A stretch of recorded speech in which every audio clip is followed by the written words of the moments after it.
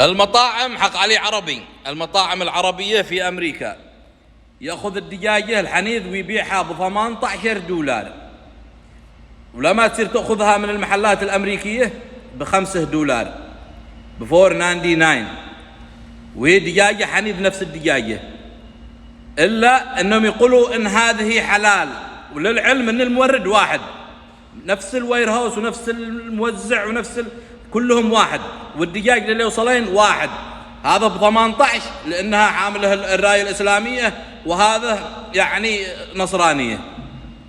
حتى ولو قلنا أنهم ذبحوها بالحلال، أنها مذبوحة بالحلال، عقلي قال $13 الفارق على أنه ذبحها، كانوا قرطصوها ومكنوها وإحنا نذبحها في البيت.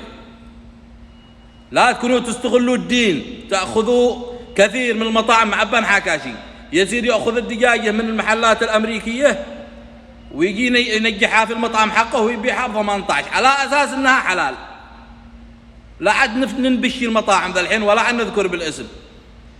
خفوا على الناس ولا تستغلوا الدين لأجل مصلحتكم لكي تجنوا المال. المهم أقول قولي هذا وأستغفر الله لي ولكم.